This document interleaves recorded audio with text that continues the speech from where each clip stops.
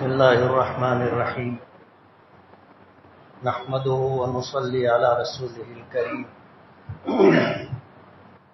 أما بعد أعوذ بالله من الشيطان الرجيم بسم الله الرحمن الرحيم لا يستوي منكم من أنفق من قبل الفتح وقاتل أولئك أعظم درجة من الذين أنفقوا من بعد وقاتلوا وَكُلًّا وَعَدَ اللَّهُ الْحُسْنَى وَاللَّهُ بِمَا تَعْمَلُونَ خَبِيرٌ وقال النبي صلى الله عليه وسلم من مات ولم يغزو ولم يحدث بها نفسه مات على شعبة من نفاق صدق الله العظيم وصدق رسوله النبي الكريم۔ بزرگان محترم اور عزیز دوستو،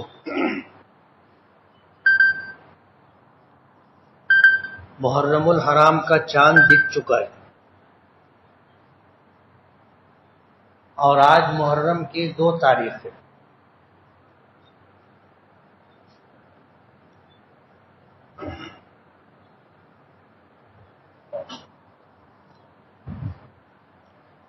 اسلامی تاریخ کا یہ پہلا مہینہ ہے۔ گزشتہ ہفتے اسی تعلق سے کچھ تمہیدی بات رکھی تھی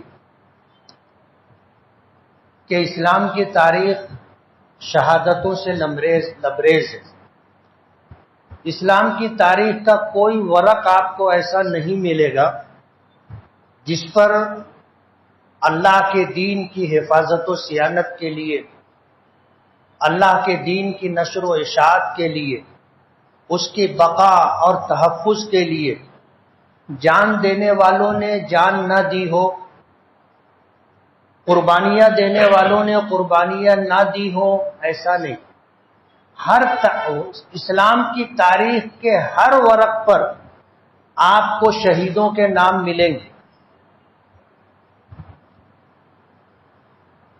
اسلامی تاریخ کا پہلا مہینہ محرم الحرام اور اس کی پہلی تاریخ یکم محرم الحرام تاریخ اسلام کی زبردست شخصیت علمی اور عملی اعتبار سے سیدنا عمر فاروق رضی اللہ تعالی عنہ کی شخصیت ہے، اور یکم محرم الحرام آپ کی شہادت کا دن ہے۔ آپ دیکھیے اسلامی تاریخ کا آغاز پہلا دن حضرت عمر فاروق رضی اللہ تعالی عنہ کی شہادت سے شروع ہو رہا ہے۔ 22 لاکھ مربع میل پر حکومت کی تھی۔ عدل و انصاف کا یہ عالم تھا کہ ایک جگہ سے بھیڑیا اور بھیڑ ساتھ میں پانی پیتے تھے۔ تاریخ میں آتا ہے کہ جب بھیڑیے نے بھیڑ پر حملہ کر دیا تو چرواہے نے کہا کہ عمر فاروق کا انتقال ہو گیا۔ عدل و انصاف کا یہ عالم تھا کہ کہا کرتے تھے کہ دریائے دجلہ کے کنارے اگر کوئی بھوکا مرتا ہے تو عمر فاروق سے پوچھا جائے گا۔ حکومت کی تو اس طرح کی، اور اس طرح کی حکومت کوئی لینا پسند نہیں کرتا۔ جمعہ کا دن تھا، منبر پر خطبہ دینے کے لیے کھڑے ہوئے تو بدن پر جو چادر تھی اس پہ پیوند لگے ہوئے تھے۔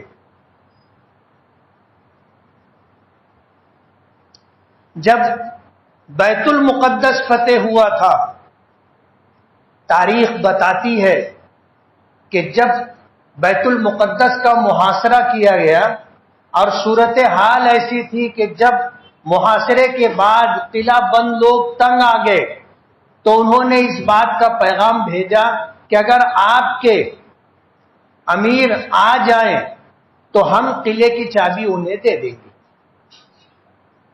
بغیر خون ریزی کے قلعہ فتح ہو رہا تھا۔ مدینہ منورہ خبر پہنچی، حضرت عمر فاروق رضی اللہ تعالی عنہ نے اس پیغام کو قبول کیا، مدینے سے سفر شروع کیا، ساتھ میں اپنے غلام کو لیا۔ ایک اونٹ تھا، یہ طے ہوا کہ ایک منزل تک میں چلوں گا، تم اونٹ پر بیٹھنا، اور جب دوسری منزل تک جانا ہوگا تو میں اونٹ پر بیٹھوں گا، تم پیدل چلنا اونٹ کی نکیل پکڑ کر۔ مدینہ منورہ سے یہ سلسلہ شروع ہوا، اور جب بیت المقدس آخری منزل آئی تو غلام کے اونٹ پر بیٹھنے کی باری تھی، غلام کے اونٹ پر بیٹھنے کی باری تھی۔ حضرت عمر فاروق رضی اللہ تعالی عنہ نے اونٹ سے اتر کر کے غلام کو اونٹ پیش کیا، تو غلام کہنے لگا کہ یہ آخری منزل ہے، لوگ کیا کہیں گے؟ آپ پیدل چل رہے ہوں گے، مسلمانوں کے امیر ہیں، 22 لاکھ مربع میل پر آپ کی حکومت ہے، اور میں اونٹ پر بیٹھا رہوں گا، آپ نکیل پکڑ کر کے چلیں گے۔ حضرت عمر فاروق رضی اللہ تعالی عنہ حق و انصاف کے بارے میں، دین کے بارے میں، اعلاء کلمت اللہ، اللہ کے احکام، قرآن کریم کے سلسلے میں کسی ملامت کرنے والے کی ملامت کی پرواہ نہیں کرتے تھے۔ کہا کہ تمہاری باری ہے، تم بیٹھو۔ اور اس حال میں بیت المقدس پہنچے تھے کہ غلام اونٹ پر بیٹھا تھا اور نکیل حضرت عمر فاروق رضی اللہ تعالی عنہ کے ہاتھ میں تھی۔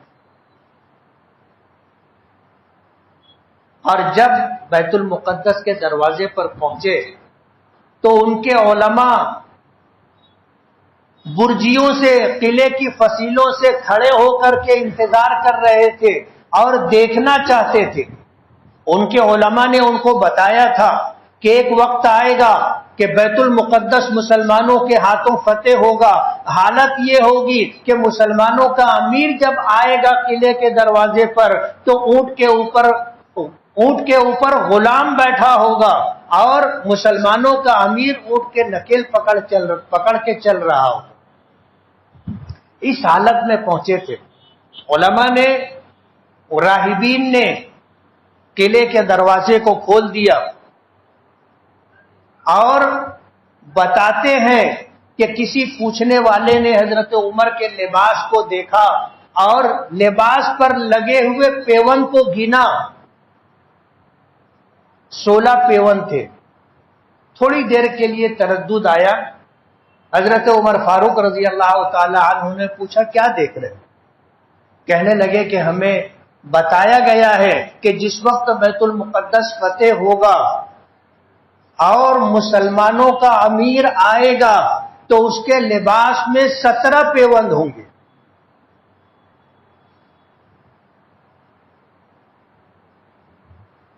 کتنے پیوند؟ 17 پیوند ہوں گے۔ تاریخ میں آتا ہے کہ ان 17 پیوند میں ایک پیوند چمڑے کا بھی تھا۔ حضرت عمر فاروق رضی اللہ تعالی عنہ نے اپنا بایاں ہاتھ اٹھایا تو ایک پیوند اندر کی طرف تھا۔ انہوں نے قلعے کی چابی سپرد کر دی۔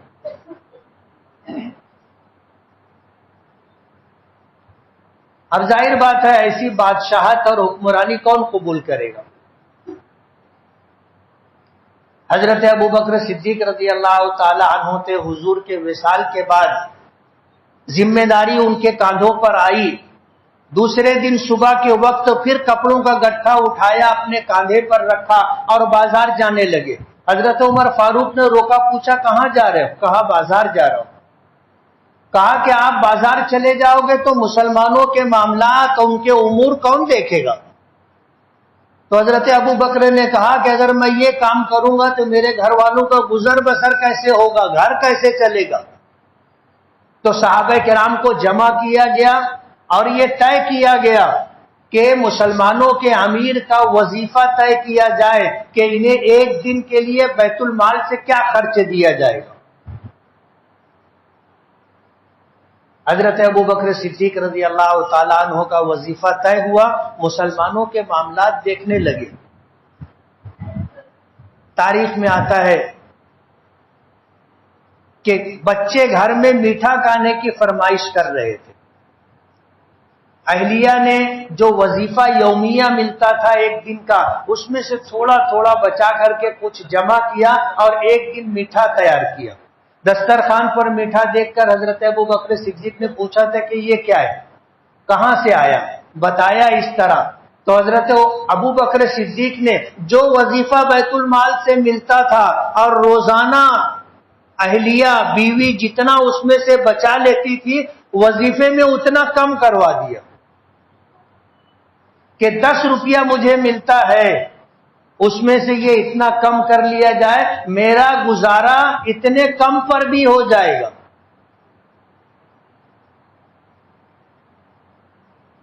اس طرح کی حکمرانی کی تھی۔ حضرت ابوبکر صدیق کا دور دیکھو، حضرت عمر فاروق رضی اللہ تعالی عنہ کا دور دیکھو، اور صرف امیر المومنین کا نہیں بلکہ جنہیں گورنر بنا کر کے بھیجا جاتا تھا ان کا بھی یہی حال تھا، یہی حال تھا۔ حضرت سعد رضی اللہ تعالی عنہ کے بارے میں آتا ہے کہ انہیں کوفہ کا گورنر بنا کر کے بھیجا گیا تھا۔ شکایت آئی گورنر کے بارے میں حضرت عمر فاروق رضی اللہ تعالی عنہ کے پاس مدینہ منورہ میں، اور شکایت یہ تھی کہ یہ دن میں لوگوں سے ملتے ہیں، رات میں کسی سے ملاقات نہیں کرتے، اور ہفتے میں ایک دن کسی سے نہیں ملتے، اور انہیں نماز پڑھانی بھی نہیں آتی۔ اپنے گمان کے متعلق حضرت عمر نے فیصلہ نہیں کیا کہ صحابی رسول سعد ابن ابی وقاص ایسا کیسے کر سکتے۔ شکایت آئی، اس کی تحقیق کی، حکم بھیجا کہ جس حال میں ہو اسی حال میں مدینہ منورہ آؤ۔ حضرت سعد ابن ابی وقاص کوفہ کے گورنر تھے، وہاں سے نکلے، اپنا جو کچھ تھا ایک پوٹلی میں باندھا، بغل میں دبایا اور مدینہ پہنچ گئے۔ سفر کرتے کرتے مدینہ پہنچ گئے۔ حضرت عمر فاروق رضی اللہ تعالی عنہ راستے میں چھپ کر کے بیٹھ کر کے یہ دیکھ رہے تھے کہ کوفہ کا گورنر آ رہا ہے تو کس حالت میں آ رہا ہے۔ دیکھا کہ کچھ بھی نہیں ہے ان کے ساتھ، ایک پوٹلی بغل میں دبی ہوئی ہے اور مدینہ آگے۔ حضرت عمر فاروق رضی اللہ تعالی عنہ کے پاس پہنچے تو حضرت عمر فاروق رضی اللہ تعالی عنہ نے آئی ہوئی شکایت ان کے سامنے رکھی، تو کہنے لگے کہ میں نے دن اللہ کے بندوں کے لیے رکھا ہے، رات اپنے خالق اور مالک کے لیے رکھی ہے۔ میں دن میں بندوں کا کام کرتا ہوں، رات میں اپنے پروردگار کی عبادت کرتا ہوں، اس لیے میں رات کسی سے ملاقات نہیں کرتا۔ کہا کہ ہفتے میں ایک دن تم دن میں بھی کسی سے نہیں ملتے، تو کہنے لگے کہ میرے پاس ایک ہی جوڑا کپڑا ہے، اور ایک دن ایسا ہوتا ہے کہ میں گھر کا دروازہ اندر سے لگا کر کے اس کپڑے کو اتار کر کے دھوتا ہوں، اس کے سوکھنے کا انتظار کرتا ہوں، جب سوکھ جاتا ہے تو پہنتا ہوں، میرے پاس دوسرا جوڑا نہیں ہے۔ حضرت عمر فاروق نے کہا کہ تیسری شکایت یہ ہے کہ تمہیں نماز پڑھانی بھی نہیں آتی۔ تو کہنے لگے کہ امیر المومنین میں نماز پڑھتا ہوں، آپ دیکھیے اگر میری نماز میں کوئی بات قابل اصلاح ہوگی تو آپ اس کی اصلاح فرما دیں۔ 2 رکعت نماز پڑھی، سلام پھیرا، دیکھا تو حضرت عمر فاروق رو رہے تھے۔ تو انہوں نے پوچھا کہ امیر المومنین آپ رو کیوں رہے ہو؟ تو حضرت عمر فاروق رضی اللہ تعالی عنہ نے فرمایا تھا کہ لقد ذکرتنی صلاۃ رسول اللہ صلی اللہ علیہ وسلم، کہ سعد تم نے تو مجھے حضور کی نماز یاد دلا دی۔ ایسی نماز پڑھتے۔ اس کے بعد اسی پر اکتفا نہیں کیا، حضرت سعد رضی اللہ تعالی عنہ کے ساتھ اپنا ایک آدمی دیا کہ ان کے ساتھ کوفہ جاؤ اور ہر مسجد میں اعلان کرنا کہ یہ تمہارے گورنر اور امیر ہیں، ان کے متعلق کوئی شکایت ہو تو بتاؤ۔ ساری مسجدوں میں کوفہ کے کہیں سے کسی نے شکایت نہیں کی. ایک مسجد تھی مسجد بنی عبس، وہاں ایک شخص نے کھڑے ہو کر کے یہی شکایت کی. حضرت سعد رضی اللہ تعالی عنہ نے اس شکایت کے سامنے آنے کے بعد کہا، بددعا دی، اللہ سے، اللہ کی بارگاہ میں فریاد پیش کی کہ اللہم ان کان ھذا صادقا، بددعا دی کہ اللہ اگر یہ اپنی شکایت میں سچا ہے تو ٹھیک، اور اگر اپنی شکایت میں یہ جھوٹا ہو، اللہم ان کان ھذا کاذبا فاقبل فیہ ثلاث دعوات، تو اس کے بارے میں میری 3 بددعا قبول کر. اگر یہ شکایت کرنے میں جھوٹا ہے تو اس کے بارے میں میری 3 شکایت قبول کر لے. وہ یہ، اللہم اطل عمرہ، اے اللہ اس کی عمر لمبی کر دے. ہم لوگ تو دعا دیتے ہیں نا لوگوں کو، جس کو دعا دیتے ہیں بولتے ہیں اللہ لمبی عمر عطا کرے. حضرت سعد بن ابی وقاص نے بددعا دی تھی اور یہ کہا تھا کہ اللہ اگر یہ شکایت کرنے میں جھوٹا ہے تو اس کے بارے میں میری 3 دعائیں بددعائیں قبول فرما. اللہم اطل عمرہ، اے اللہ اس کو لمبی عمر عطا فرما. وَأَطِلْ فَقْرَهُ، اور اس کی فقر اور محتاجگی بڑھا دے. وَعَرِّضْهُ عَلَى الْفِتَنِ، اور اس کو فتنوں میں مبتلا کر دے. واپس مدینہ منورہ آ گئے. حضرت عمر فاروق رضی اللہ تعالی عنہ نے کسی جگہ ان کو پھر گورنر بنا کر جانے کا حکم دیا. ہاتھ جوڑ کر کے معافی مانگ لی کہ اب میں کہیں گورنر بن کر کے نہیں جاؤں گا، میں مدینہ منورہ میں رہنا چاہتا ہوں. تاریخ میں آتا ہے کہ وہ شخص جس کو بددعا دی تھی کہ اللہ اس کو لمبی زندگی دے، اس کی محتاجگی اور فقر کو بڑھا دے، اس کو فتنے میں مبتلا کر دے، راستے پہ کھڑے ہو کر کے بھیک مانگا کرتا تھا، کوئی اس کو بھیک دیتا نہیں تھا. عمر اتنی لمبی ہو گئی تھی کہ یہ بھویں جھک کر آنکھوں پر آ گئی تھی. اس کو اگر دیکھنا ہوتا تھا تو ایسے بھووں کو اٹھانا پڑتا تھا، تب اس کو آنکھ کھلتی تھی اور دکھتا تھا. اتنی لمبی عمر ہو گئی تھی. خیر القرون کا زمانہ تھا، راستے پہ کھڑے ہو کر کے بھیک مانگتا تھا، کوئی اس کو بھیک نہیں دیتا تھا. اور قریب سے گزرتے ہوئے اگر کسی خاتون کی آہٹ محسوس ہوتی تھی تو یہ اس کو چھیڑتا تھا. ظاہر بات ہے راستہ چلتے کسی خاتون کو کوئی چھیڑے اور زمانہ اچھا ہو تو آپ سوچو کیا حال ہوگا.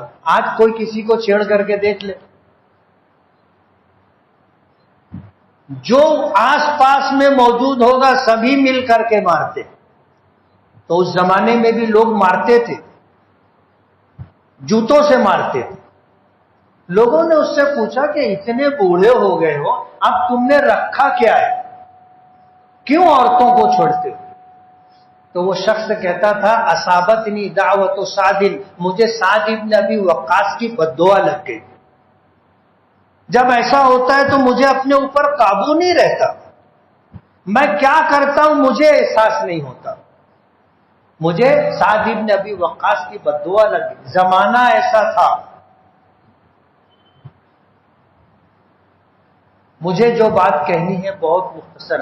حضرت حسین رضی اللہ تعالی عنہ کی شہادت واقعہ کربلا اگلے ہفتہ زندگی رہی تو سناؤں گا، لیکن اس کی تمہید مجھے اس وقت آپ لوگوں کو دینی. حکمرانی ایسی تھی، حضرت ابوبکر صدیق کی خلافت دیکھو، حضرت عمر فاروق کی خلافت دیکھو، زندگی کیسی گزری.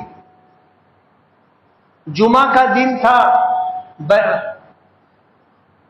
کچھ مال آیا تھا، عراق وغیرہ کی فتوحات ہوئی تھی اور وہاں پر مال غنیمت آیا تھا اور اہل مدینہ پر تقسیم ہوا تھا.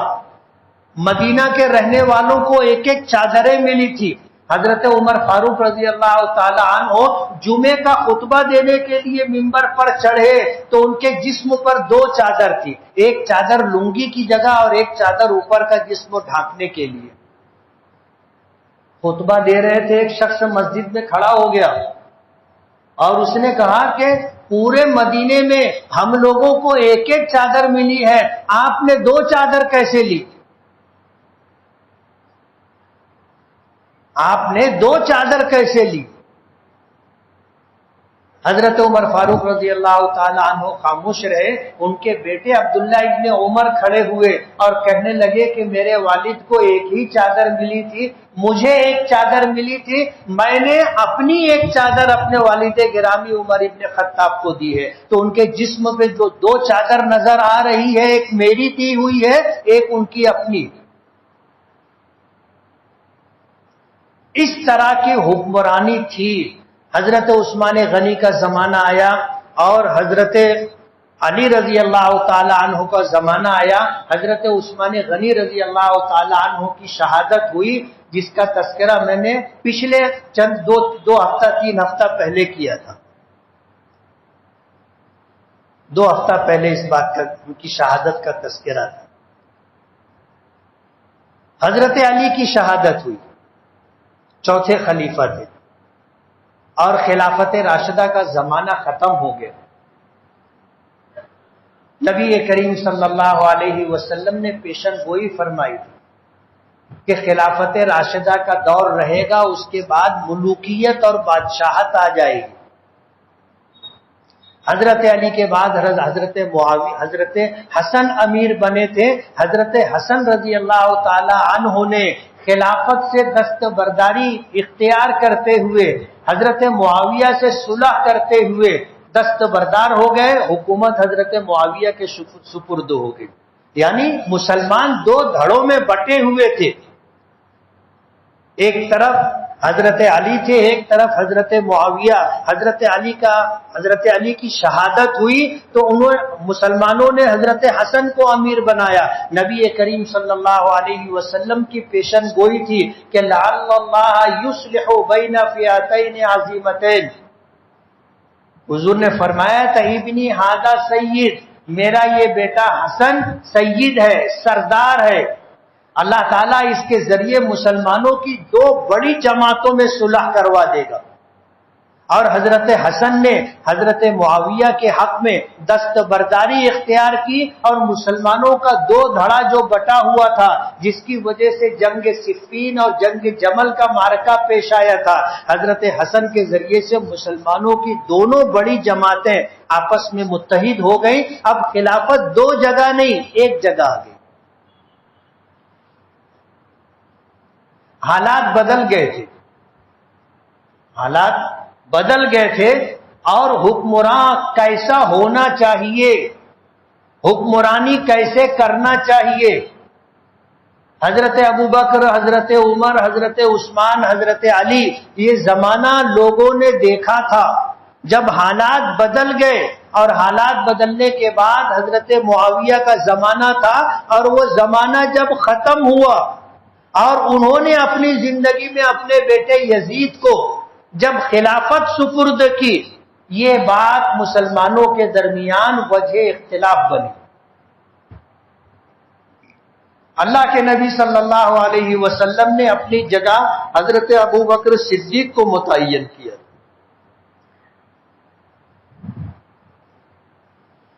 حضرت ابوبکر صدیق رضی اللہ تعالی عنہ نے اپنی جگہ حضرت عمر فاروق رضی اللہ تعالی عنہ کو متعین کیا تھا کہ میرے بعد مسلمانوں کے امیر یہ رہیں گے۔ لوگوں نے کہا کہ آپ اتنے سخت آدمی کو مسلمانوں کا امیر بنا رہے ہو کہ جینا مشکل ہو جائے گا۔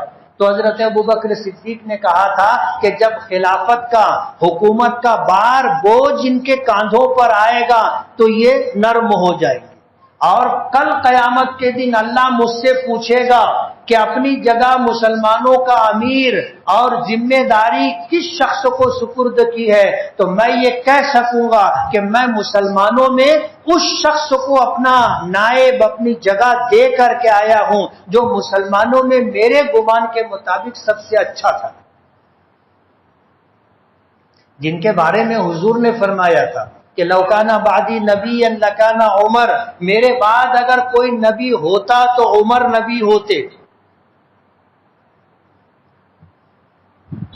جن کے بارے میں یہ آتا ہے موافقات عمر کے نام سے کہ قرآن کریم میں 17 آیتیں اور واقعات ایسے ہیں جو حضرت عمر فاروق رضی اللہ تعالی عنہ کے مشورے کے مطابق، یعنی جو مشورہ حضرت عمر نے دیا تھا اسی کی موافقت میں اللہ پاک نے حکم نازل فرمایا۔ حکم تو اللہ پاک کا تھا، لیکن بات پہلے جو حضرت عمر نے کہی تھی اللہ پاک نے اس کی تائید فرمائی، اس کو موافقات عمر کہا جاتا ہے۔ بدر کا معرکہ پیش آیا تھا اور 70 قیدی گرفتار ہوئے تھے، 70 مارے گئے تھے، واصل جہنم ہوئے تھے، 70 گرفتار ہوئے تھے۔ نبی کریم صلی اللہ علیہ وسلم نے عام مسلمانوں کو جمع کیا اور مشورہ فرمایا کہ ان بدبودار لوگوں کے بارے میں تمہاری کیا رائے؟ حضرت ابو بکر صدیق نے کہا تھا کہ یہ ہمارے رشتہ دار ہیں، پرانے جان پہچان کے لوگ ہیں، ہم اگر ان پر احسان کریں گے اور فدیہ لے کر ان کی جان بخشی کر دیں گے، ہمارے حسن سلوک سے متاثر ہو کر ہو سکتا ہے یہ اسلام قبول کر لیں، اور جو مال ملے گا وہ مسلمانوں کی ضروریات کے لیے کام آئے گا۔ حضور نے حضرت عمر سے پوچھا کہ عمر تمہاری کیا رائے؟ تو حضرت عمر نے کہا تھا کہ فلاں شخص میرا ماموں ہے اور یہ فلاں ابو بکر کا بیٹا ہے اور یہ فلاں عثمان کا ماموں ہے، عثمان کا چچا ہے۔ تو حضور نے پوچھا کہنا کیا چاہتے ہو؟ کہا کہ یہ ہمارے رشتہ دار ہیں، انہیں جو جس کا رشتہ دار ہے اس کے حوالے کر دیا جائے۔ تو حضور نے پوچھا کیوں، کیا کرو گے؟ کہا کہ ہم اپنے ہاتھوں سے ان کی گردن ماریں گے، ہم اپنے ہاتھوں سے ان کی گردن ماریں گے اور قیامت تک آنے والے لوگوں کو بتا دیں گے کہ جو محمد کا نہیں وہ ہمارا بھی نہیں،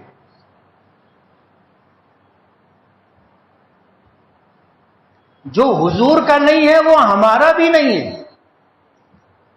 ابو بکر کے بیٹے کو ابو بکر کے سپرد کرو، میرے ماموں کو میرے سپرد کرو، عثمان کے چچا کو عثمان کے سپرد کرو، رشتہ داریاں بتائی اور کہا کہ ان کی گردن ہم خود اپنے ہاتھوں سے ماریں گے، ان کا سر اتاریں گے اور لوگوں کو بتائیں گے کہ جو محمد کا نہیں وہ ہمارا بھی نہیں۔ حضور نے فرمایا کہ عمر تم جلالی ہو، تمہاری رائے بھی جلالی ہے، مجھے ابو بکر کی رائے سے اتفاق ہے۔ آپ نے فیصلہ فرمایا کہ جو گرفتار شدہ لوگ ہیں ان کے رشتہ دار جو مکے میں ہے ان کی جان بخشی کا فدیہ لے کر کے آئے اور ان کو آزادی دے دی جائے گی، اور ان میں سے جو لکھنا پڑھنا جانتا ہے وہ مدینے کے انصار و مہاجرین کے بچوں کو لکھنا پڑھنا سکھا دے، اس کو بھی آزاد کر دے۔ یہ فیصلہ ہو گیا۔ فیصلے کے بعد حضور رونے لگے۔ صحابہ کرام نے پوچھا کہ اللہ کے رسول آپ کیوں رو رہے؟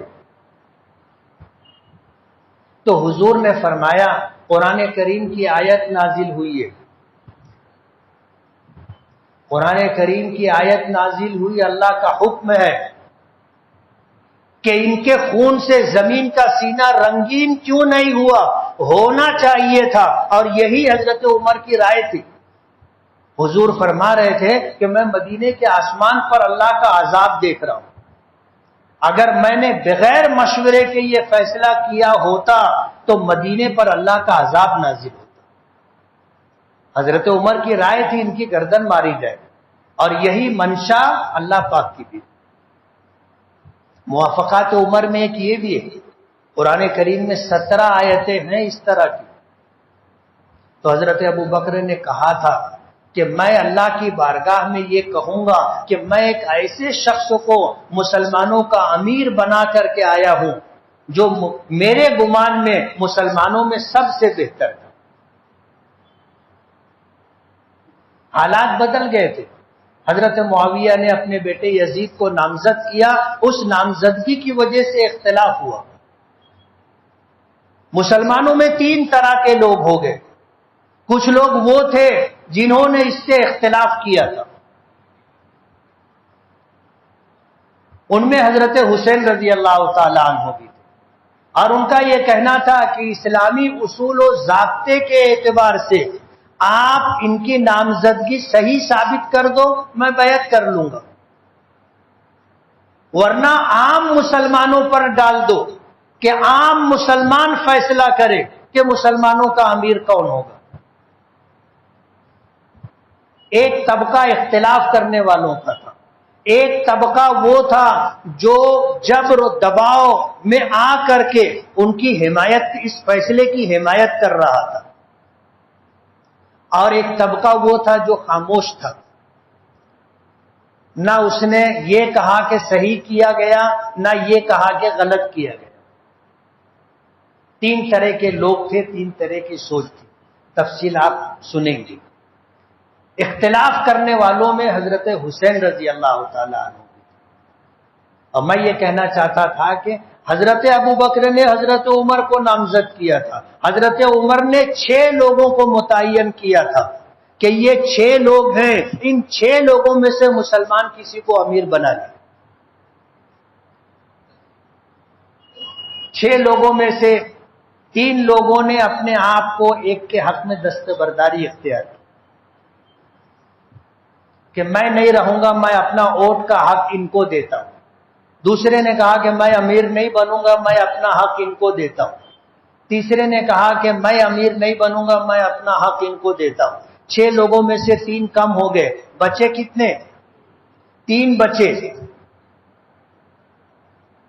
3 بچے تھے، ان میں سے ایک تھے، انہوں نے بچے 3 میں ایک حضرت عثمان، ایک حضرت علی،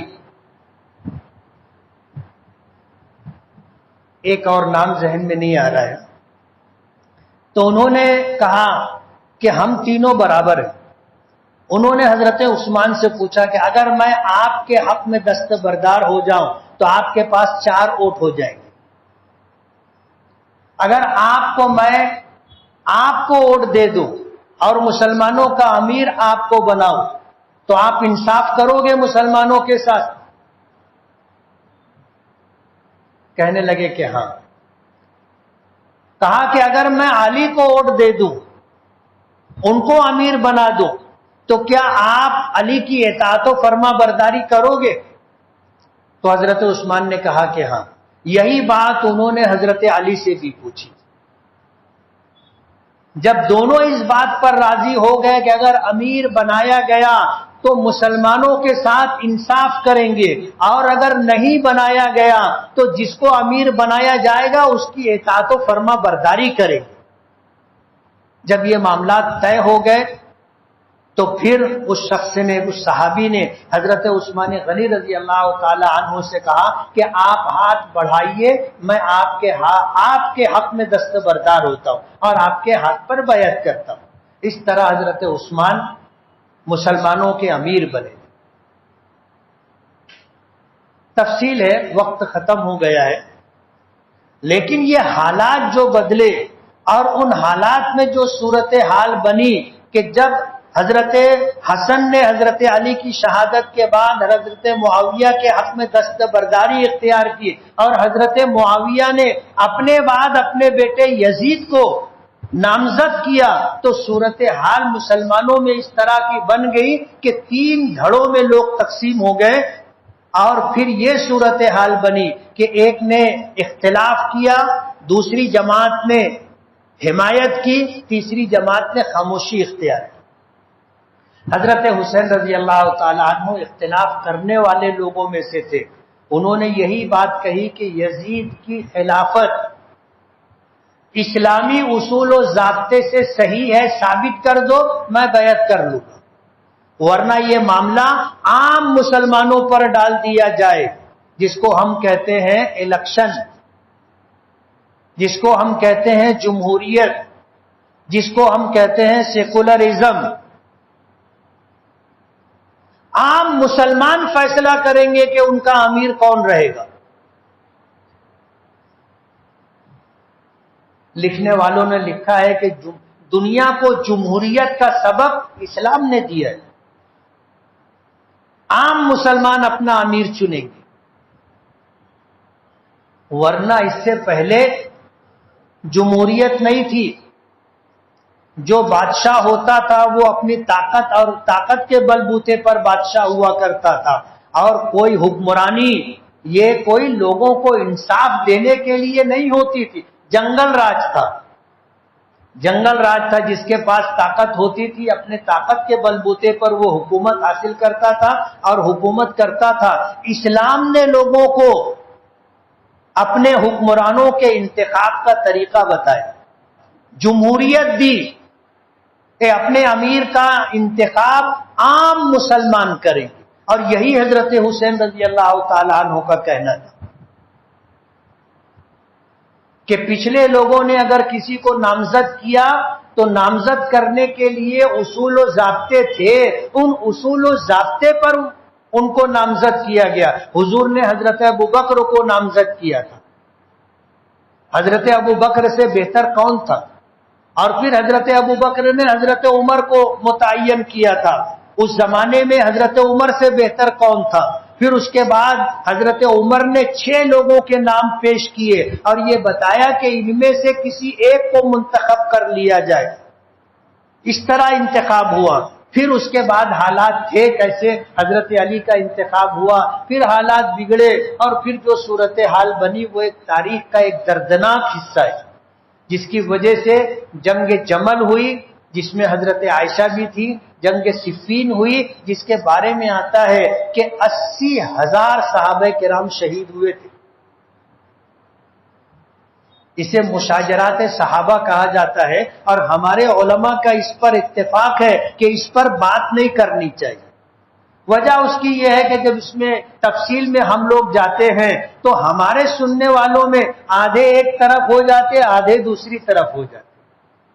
اور ظاہر بات ہے آدمی ایک طرف ہو گیا تو دوسری طرف کے لوگوں کے تعلق سے دل میں جو عظمت اور احترام تھا وہ یا تو ختم ہو جاتا ہے یا کم ہو جاتا ہے.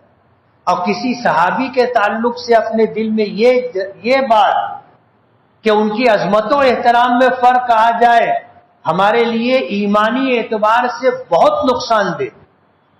حضور نے فرمایا کہ میرے تمام صحابہ عادل ہیں، اصحابی کلہم عدول، میرے تمام صحابہ عادل ہیں.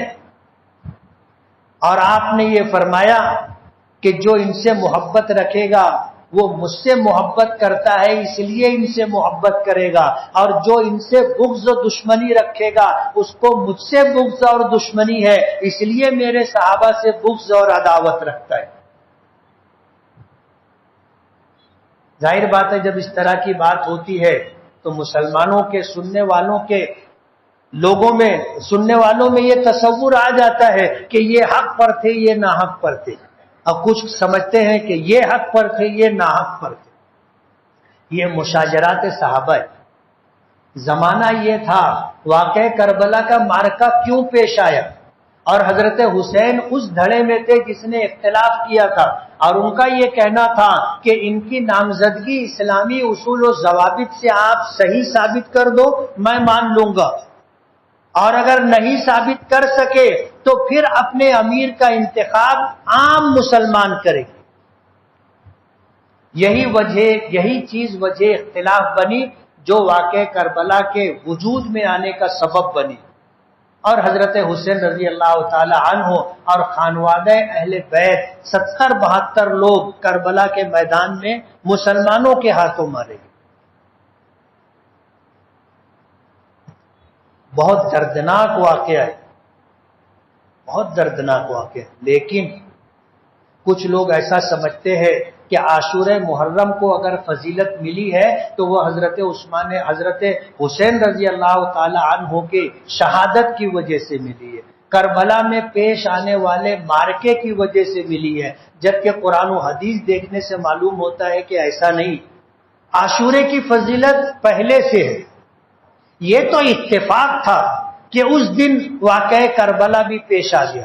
کچھ لوگ سمجھتے ہیں کہ محرم کے مہینے میں حضرت حسین رضی اللہ تعالی عنہ کی شہادت، اہل بیت کی شہادت کا واقعہ پیش آیا، اس لیے محرم کا مہینہ منحوس ہے اور اس مہینے میں شادی نہیں کرنا چاہیے۔ اس مہینے میں جن بچوں کی پیدائش ہوتی ہے لوگ اس کو بھی برا سمجھتے، جبکہ ایسا کچھ بھی نہیں، اللہ نے کوئی دن منحوس نہیں بنایا۔ اور پھر محرم کو لے کر کے جو رسوم و رواجات اور خرافات امت کے درمیان آ گیا ہے اس کو بھی سمجھنے کی ضرورت ہے۔ اللہ تعالی ہمیں عمل کی توفیق عطا فرمائے۔ وآخر دعوانا ان الحمد للہ رب العالمین۔